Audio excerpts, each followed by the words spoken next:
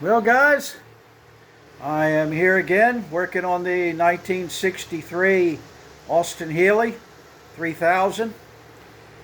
And if you looked at some of my earlier videos, you saw just how horrible and rusted up this engine was. It was really, really bad.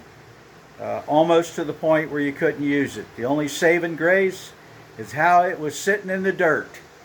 With the intakes down, luckily no water got into the bore, and it didn't do any damage to the bore. And this engine was rebuilt before it was sat in the dirt, so every part in it was new. But I still had to replace almost everything, but I got real lucky on the bore and the pistons and the crank. Everything else took a dump. But let me give you a look-see. Here we are, and it is ready to start to go together. I've got the crank in it, and all the front cover and whatnot, and we're going to get ready and assemble it. But see how good the bore looks? I mean, this thing was bad. I mean, when I first looked at it, I figured there's no chance in the world this thing would ever make anything. But luckily, with a whole lot of cleaning, I was able to do something with it. But this is what we're going to do today, is we're going to put the rods and pistons in it.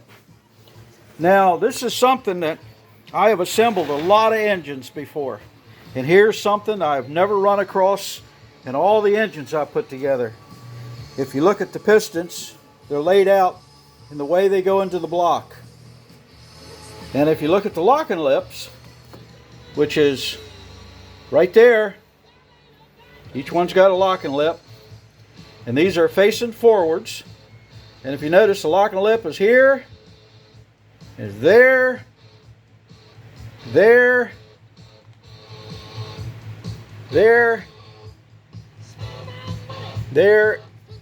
and there. What it is they're opposite, like this. They go on opposite sides of the block. Normally, in any engine I've ever put together, all the locking lips on the right side were together. And on the left side, they're all together in a straight line. Never have I ever seen them where they went from one side to the other like this, back and forth. And I've looked up everything I could look up, and this is correct. But I have never seen anything like that before. These pistons are all facing front to the front of the motor. They're sitting in order, just the way they go. And the locking lips are opposite of each other all the way down. Right, left, right, left, right, left. Type that. So if you're putting an Austen Healey together and you're not that familiar with one, be careful of that, because I don't know how common this is.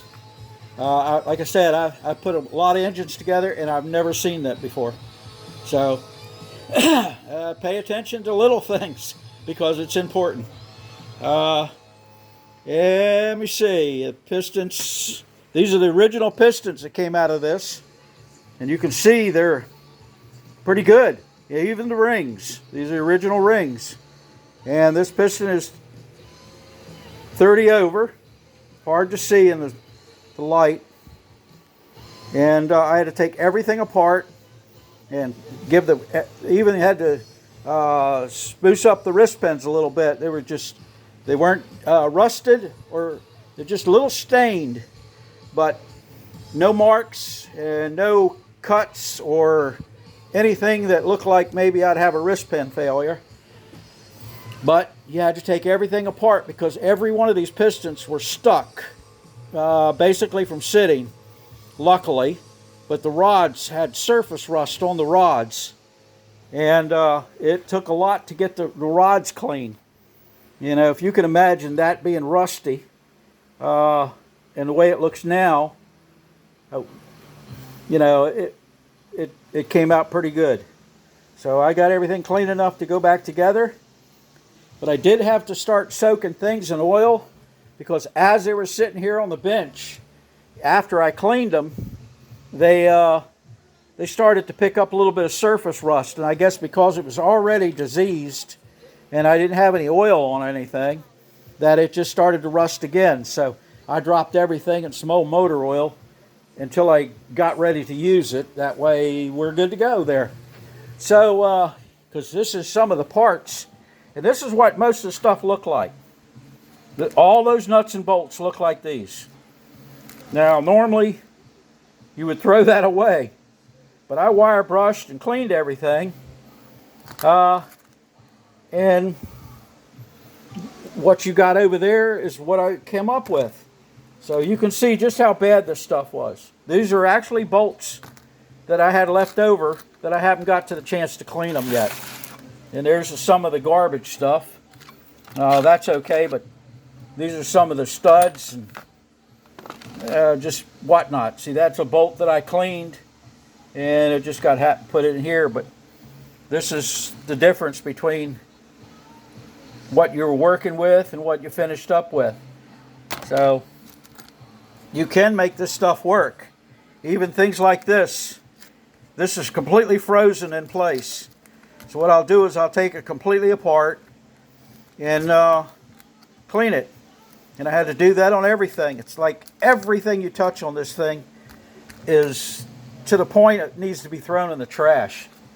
I'd have been way better off probably if I would have got another engine and started with that. But, at the time I figured, well, it's only a couple of pieces.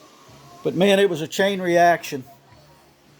All right, I am going to start cramming some pistons in this thing. And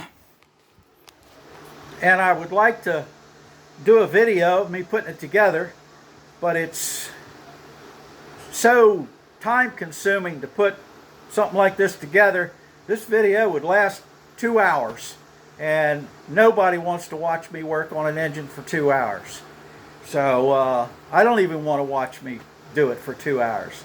But, that's the way it is. I'm sorry I don't edit this stuff and speed it up and all that stuff, but I don't. This stuff's as I do it, and if I screw up, you get to see it. Unless I can hide it.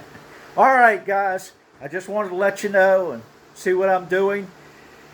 Once I get it a little further along, I'll give you another video. Of course, I can only go so far because I do not have an oil pan, and I am having a fight trying to find one.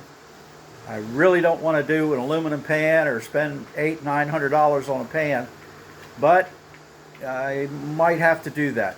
All right, so until I get something else ready to go, I'll see y'all later. Bye.